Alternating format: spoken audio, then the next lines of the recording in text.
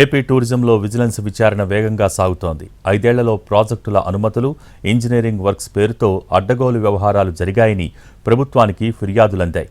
Enquiry నివేదిక ఆధారంగా YCP హయాంలో తీసుకున్న నిర్ణయాలన్నింటినీ సమీక్షించే అవకాశం కనిపిస్తోంది. అయితే డిపార్ట్మెంటల్ ఎంక్వైరీ అంటే దొంగ చేతికి తాళాలు ఇచ్చినట్టే అని పారదర్శకత కోసం సిఐడి లేదా ఎన్ఫోర్స్మెంట్కు అప్పగించాలని రాజకీయ పార్టీలు డిమాండ్ చేస్తున్నాయి.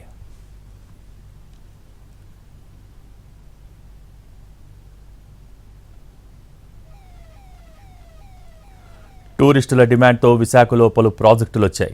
5 ఏళ్ల కాలంలో విశాఖపట్నం, భీమిలి మధ్య టూరిజం పాయింట్లు అభివృద్ధి చేశారు. ఇక్కడ హోటల్స్, పర్యాటక కేంద్రాలు విస్తరించాయి.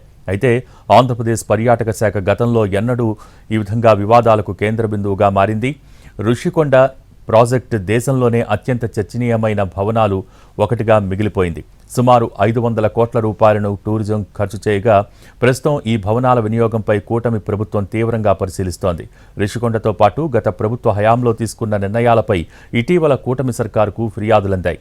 రాష్ట్ర వ్యాప్తంగా పర్యాటక గెస్ట్ హౌస్లను ఆధునికీకరించాలని నిర్ణయించినప్పుడు ఉమ్మడి విశాఖ జిల్లాలో కూడా పలు పనులు ప్రతిపాదించారు.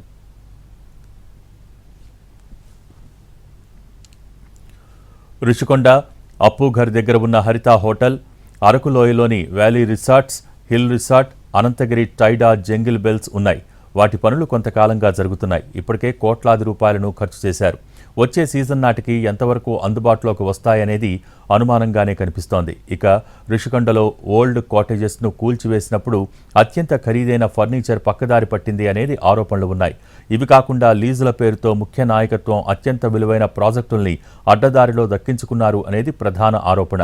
పలు ఫిర్యాదులు రావడంతో శాఖాపరమైన విచారణకు ప్రభుత్వం ఆదేశించింది.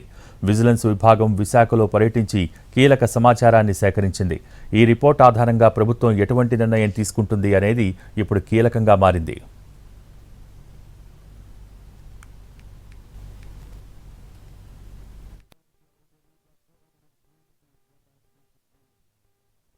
ఇప్పుడు అప్పు గారు ఎదుర్కొన్నట్టు ఉన్నటువంటి ఏదైతే యాత్రి నివాస్ ఉందో దాని ఫర్నిచర్ ఏం చేశారు?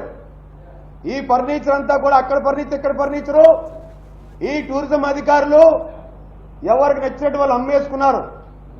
లక్షల రూపాయలు కొట్టేశారు వీళ్ళు. టూరిజం సంపదని అడ్డగోలుగా ఏపీ టూరిజం ఉన్నటువంటి కొంతమంది వ్యక్తులు దోచుకుంటున్నారు.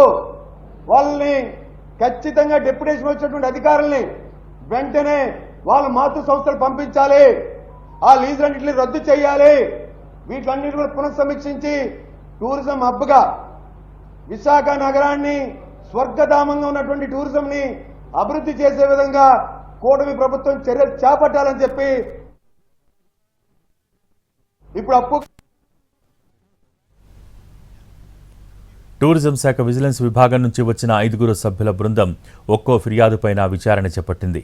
టూరిజం శాఖ భవనాలు, భూముల బదలాయింపు, సబ్ కాంట్రాక్ట్ వ్యవహారంతో కోట్లాది రూపాయలు చేతులు మారాయని, ఖజానాకు గండిపడిందని ఆరోపణలు ఉన్నాయి. ఈ టైంలో విజిలెన్స్ విచారణ రిపోర్ట్ కీలకమని అధికారులు భావిస్తుంటే ప్రభుత్వం తీరు దొంగ చేతికి తాళం ఇచ్చినట్టుగా కనిపిస్తోందని రాజకీయ పక్షాలు విమర్శిస్తున్నాయి. ఎక్కడ తప్పు జరిగిందో అక్కడ వారితోనే విచారణ అంటే నిజాలు బయటికి రావని విజిలెన్స్, ఎన్ఫోర్స్మెంట్ శాఖ, సిఐడి వంటి సంస్థలకు బాధ్యత అప్పగించాలని డిమాండ్ చేస్తున్నాయి.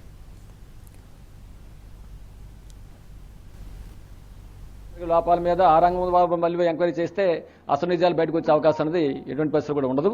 కాబట్టి అసలు వాస్తవాలు, లోపాలు బయట రావాలని చెప్పినంటే సిఐడి ద్వారా విచారణ జరిపిస్తేనే దానిలో అసలు వాస్తవాలు బయటకు వచ్చడానికి అవకాశం ఉంటుంది. అందుకని అటువంటి చర్యల్ని రాష్ట్ర ప్రభుత్వం వెంటనే చేపట్టాలని చెప్పని మేము డిమాండ్ చేస్తున్నాం. ఆ రంగం